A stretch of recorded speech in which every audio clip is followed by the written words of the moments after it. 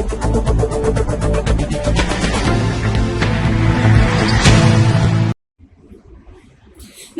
मैं मोनिका दास। मैं मौजूद हूँ ग्राम सभा जुदाई में, जहाँ मेरे साथ प्रधान के रूप में इम्तियाज समीर जी मौजूद है। मैं इससे जानना चाहूंगी कि अभी तक इन्होंने 3 सालों में अपने ग्राम सभा में क्या क्या विकास कार्यों को अंजाम दिए हैं और आने वाले 1 साल के लिए क्या रूपरेखा तैयार की है ताकि इस ग्राम सभा का कायाकल्प हो सके। इम्तियाज जी, आपका हमारे चैनल में बहुत बहुत स्वागत है। आपने अभी तक 3 सालों में अपने ग्राम सभा में क्या क्या विकास कार्य करवाए हैं? ग्राम पंचायत में हमारे यहाँ क्योंकि चौथी पंचवर्षीय हमारी प्रधानी का कार्यक्रम चल रहा था और विकास कार्य मूलभूत सुविधाएं जो होती है ग्राम पंचायत में, तो उसमें सबसे पहले सड़क, पानी और शिक्षा, तो हम इसी पे ज़्यादा ध्यान देते हैं। और ये सड़क भी हमने खूब बनवाई है। आज की डेट में कोई ऐसी फैमिली नहीं होगी जिसके लिए सड़क ना हो घर से निकलने के बाद। और पानी की भी व्यवस्था हमारे यहाँ पहले भी काफ़ी नियम का नल लगे थे और वो हर घर नल, हर घर जल की जो प्रधानमंत्री जी की योजना है उसके तहत मैं ये समझता हूँ कि हर घर नल की जोड़ी पहुँच जाएगी। आवास कितने आवंटित हुए हैं? आवास हमारे यहाँ प्रधानमंत्री आवास 6 आवंटित हुए थे और 2 दिव्यांग आवास। शौचालय हमारे यहाँ 125 शौचालय इन 3 वर्षों में। स्वच्छ भारत मिशन में आपकी क्या राय है? स्वच्छ भारत तो स्वस्थ भारत, स्वच्छता को लेकर आप अपने ग्राम सभा में क्या क्या काम करते हैं? स्वच्छता के लिए हमारे ग्राम पंचायत में सार्वजनिक शौचालय भी बना, नालियाँ इस कार्यकाल में हमने लगभग 600 मीटर जल निकासी की नाली बनवाई और स्वास्थ्य के लिए कई बार हमारे यहाँ कैंप भी लगा CSC के माध्यम से। RRC से बन गया है। RRC सेंटर का काम भी हमारे यहाँ चल रहा है। वो मुझे RRC दिखा नहीं, इसलिए मैंने कहा इसका बजट भी आ चुका है एक्चुअली। ये इसका बजट तो जिले में रहता है और उसी से निकासी होती है, जिस हिसाब से उसकी एमपी होती है। तो कुछ पेमेंट हुए हैं, कुछ अभी काम चल रहा है। अच्छा, कूड़ा गाड़ी आ चुकी है? कूड़ा गाड़ी आ चुकी है। अच्छा, आपकी ग्राम सभा में सर्वे हुआ, बहुत जनता से मुखातिब हुए, जिनका कहना था बारात घर और शमशान घाट न होने के कारण जो गरीब तबके के लोगों ने शादी ब्याह में समस्याएं हो रही है, उसके लिए आपने कभी लिखित आवेदन किया है? उसके लिए हमने आवेदन किया है बारात घर के लिए और शमशान घाट के लिए तो अभी आवश्यकता हमने नहीं समझा है। बारात घर संभवतः इसी लास्ट साल जो आने वाला है, इसमें हमारा बहुत अच्छा लगा आपने आवेदन कर दिया। बहुत से ऐसे कम प्रधान मिले जिन्होंने लिखित आवेदन किया है और जो नहीं किया हमें उनको मालूमात करनी पड़ती है कि सरकार तक आपकी बात तक पहुंचती है जब आप लिखित आवेदन करते हैं और उसकी प्रतिक्रिया आप हमें भेजते हैं। अच्छा, ये बताइए कि आपका कोई सपना जो आप अपने ग्राम सभा के लिए करना चाहते हैं, जो किसी प्रधान ने नहीं किया, आप करना चाहते हैं? अगला सपना हमारे ग्राम पंचायत में पहली जो 3 सुविधाएं थी, रोड और शिक्षा और पानी, ये तीनों तो हम ये समझते हैं कि हो चुका है। अगली पंचवर्षीय में मैं ये समझता हूँ कि हमारा बारात घर भी गाँव में बन जाएगा। और उस आजकल मोबाइल का जमाना है तो हम ये समझते हैं कि सबसे पहले हम अपने ग्राम पंचायत में वाईफाई फ्री कराना चाहिए, वो भी ग्राम पंचायत के माध्यम से। और तीसरा जो अगली पंचवर्षीय में होगा कि साफ सफाई की व्यवस्था ग्राम पंचायत की और बेहतर रूप में देखना चाहिए। अच्छा, ये बताइए कि आपके यहाँ जो कोटेदार और लेखपाल है वो कैसे है? क्योंकि अमूमन ग्राम सभाओं में कोटेदार और लेखपाल सही नहीं मिलते। कोटेदार हमारे यहाँ लगभग 15 से 20 साल हो गया लगातार चल रहा है, कोई ऐसी समस्या नहीं आई है।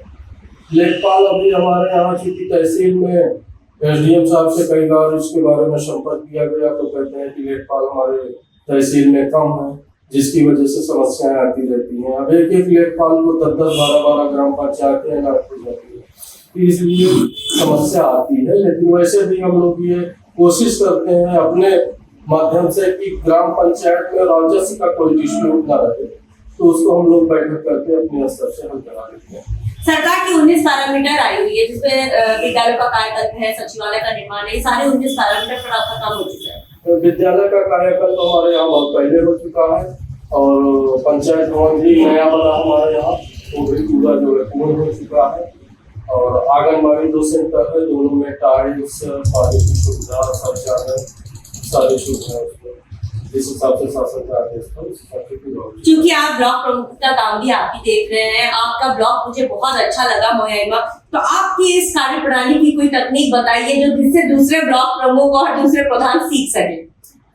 अब ब्लॉक प्रमुखी देखने के साथ साथ हम ये नहीं कह सकते हैं कि हमसे कोई सीखे, ये बड़बोलापन होगा। मैं अपने माध्यम से, अपने विचार से, अपने सोच से अपने कार्य करता हूँ और सबसे ज्यादा मैं ये चाहता हूँ कि हमारे जो क्षेत्र पंचायत सदस्य हैं उनके ही प्रस्ताव पे हम उनके क्षेत्र में काम लेते हैं, उसमें किसी का भेदभाव नहीं देखा जाता है। और सबसे पहला काम हमने ये शुरू किया कि पहले भी काफी रोडें बनती थी क्षेत्र पंचायत निधि से, तो जब उसके सिलापट लगते थे तो उसमें खंड विकास अधिकारी और ब्लॉक प्रमुख या जो कोई उसका जो है शिलान्यास करता था उसका लगता था। तो मैं ये समझता हूँ कि ये मेरा मौलाना का पहला ब्लॉक है जिसमें हमारे सम्मानित क्षेत्र पंचायत सदस्यों का नाम शिलापट में हमने लिखवाना शुरू किया और सारे जितने भी क्षेत्र पंचायत सदस्य हैं अगर उनके क्षेत्र में काम होता है तो उस शिलापट में क्षेत्र पंचायत सदस्य का नाम लिखा जाता है। और दूसरा हमने काम किया क्षेत्र पंचायत सदस्यों के सम्मान में, मैं अपना खंड विकास कार्यालय का जो गेट था उसका कायाकल्प करके और सुंदर बनाना चाहा और बनाया भी। उस गेट पर जितने हमारे क्षेत्र पंचायत सदस्य थे वार्ड सहित सबका नाम शिलापट पे 92 सदस्य हैं, सबका नाम मैंने मुख्य गेट पर इस कार्यकाल में बना और उनके सबको आमंत्रित करके उन्हीं के साथ उस गेट का जो है उद्घाटन भी किया गया और उस शिलापट पे हमारे सारे सदस्यों का नाम अंकित किया गया। ये एक ऐतिहासिक रहा। क्या बात है। स्वास्थ्य की मैं बात करूं तो हमारे उप मुख्यमंत्री ब्रजेश पाठक जी स्वास्थ्य मंत्री है, स्वास्थ्य मंत्री काफी जागरूक भी है, तो आपने कुछ स्वास्थ्य को बेहतर बनाने के लिए पैरामीटर तैयार किया आपकी ग्राम सभा। स्वास्थ्य को बेहतर बनाने के लिए हमारे यहाँ बहुत पहले एक स्वास्थ्य केंद्र बना हुआ था। मैंने CSC में और CMO साहब से भी कई बार इसके लिए संपर्क किया कि करीब 15 से 20 लाख रुपए का स्वास्थ्य केंद्र बना, जिसमें न तो कोई स्वास्थ्य का कोई डॉक्टर बैठता है, न कोई स्वास्थ्य की कोई महिला डॉक्टर आती है, जिससे वो बिल्डिंग पूरी शासन की इतनी बड़ी बिल्डिंग जो 15 से 20 लाख रुपए में एक छोटी सी ग्राम पंचायत में स्वास्थ्य के लिए बना, लेकिन आज भी वो वैसे वीरान पड़ा हुआ है। उसके लिए हमने कई बार रिटर्न में भी दिया और वादा तो करते हैं, लेकिन जो है क्या उसकी लिखित शिकायत आपके पास अभी प्रतिलिपि मौजूद है? हाँ, हमारे कार्यालय तो आप मुझे व्हाट्सएप कर दीजिएगा, इस पर मैं उम्मीद आपको दिलाती हूँ कि जरूर इस पर काम होगा। और मैं अपनी ही ग्राम पंचायत में नहीं, पूरे खंड विकास में जितनी भी ग्राम पंचायतों में उप स्वास्थ्य केंद्र बने हुए हैं, हर जगह यही स्थिति है। जब तक उसमें स्वास्थ्य विभाग का कोई अधिकारी या कर्मचारी नहीं बैठेगा तो उस बिल्डिंग का कोई महत्व नहीं आएगा और उसका कोई आपके ब्लॉक में ऐसे बहुत से स्वास्थ्य उपकेंद्र जो मुझे दिखे बहुत अच्छे मिले। मुझे कल के डेट में भी मैं कहीं पे थी और स्वास्थ्य उपकेंद्र वहाँ चल रहा था बकायदा, तो ऐसे आपने शायद आपने बहुत अच्छे ढंग से इसको समझ करके रखा होगा। लेकिन मुझे आपके ऐसे स्वास्थ्य उपकेंद्र की मैं बात करूँ तो शायद आपकी ग्राम सभा में ये सुनवाई नहीं हुई होगी, लेकिन आपके ब्लॉक में कई स्वास्थ्य सेवा देखिए आशा बहु जाती है, इन सब ये तो ग्राम पंचायत से रिलेटेड है ही है, उनको तो बैठना ही है। एनम जाएगी, एनम को एक एनम को जो है लगभग 2 से 3 गांव मिलते हैं, तो डे निश्चित करती है। तो उसके साथ साथ मैं ये समझता हूँ कि ये कोई डॉक्टर अगर बैठने लगे सप्ताह में 1 दिन, तब और बेहतर होगा स्वास्थ्य। ठीक है, सरकार से आप किस तरह की मदद चाहते हैं कि आप अपनी ग्राम सभा का विकास कर सके और आप अपने आम जनमानस से क्या कहना चाहेंगे जो आपकी ग्राम सभा में आपको देख रही है इस टाइम? हमको हमारी ग्राम पंचायत में भी देखने को मिला, अन्य ग्राम पंचायतों में भी, क्योंकि अभी जो शासन द्वारा केयर टेकर सामुदायिक शौचालय बनाया गया, केयर टेकर की सैलरी 6000 रुपए रखी हुई, पंचायत सहायक दिए गए ग्राम पंचायत में, उसकी भी सैलरी 6000 रुपए कर दिया गया। सभी पंचायत भवन और आंगनबाड़ी और विद्यालय में, पूर्व माध्यमिक विद्यालय हो चाहे प्राथमिक हो, सब में विद्युत कनेक्शन हुए, सबके बिजली के बिल। इसके लिए मैं ये समझता हूँ कि जो छोटी ग्राम पंचायत है उनका बजट बहुत कम है, 30% जो कटौती हो रही है, कटौती भी हुई, उसके साथ साथ ये जो वेतन और बिजली के बिल ये सब पैसे चले जाते हैं उनके, इसके लिए शासन द्वारा सैलरी और बिजली के बिल के लिए सरकार इसका निर्वहन खुद करे तो ज्यादा बेहतर होगा। क्योंकि छोटी ग्राम पंचायतों के लिए अगर उनकी 25,000 रुपए है बजट उसका, हमारी ग्राम पंचायत में आज की डेट में 25,000 कुछ रुपए है राजनीति का, और 19,000 रुपए इसी में चला जाता है, तो बताइए कहाँ से विकास हो पाएगा। इसके लिए सरकार का मैं आपके चैनल के माध्यम से कहना चाहूंगा कि ये पंचायत भवन के कायाकल्प उन्होंने कराया, पंचायत भवन भी बनवाया और सामुदायिक शौचालय भी बनवाया, उसमें भी ग्राम पंचायत के बजट कहीं 30% कहीं 40% लगाना पड़ा।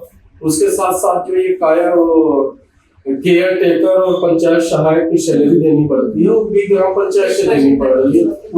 उसके लिए इनको या तो बजट बढ़ाना चाहिए या उसके लिए जैसे शासन द्वारा जो है सैलरी दी जाती है उस तरीके 30% जो कटौती हो रही है ना करके सरकार वहन करे तो आपको ग्राम सभा में और विकास करने में मदद मिलेगी।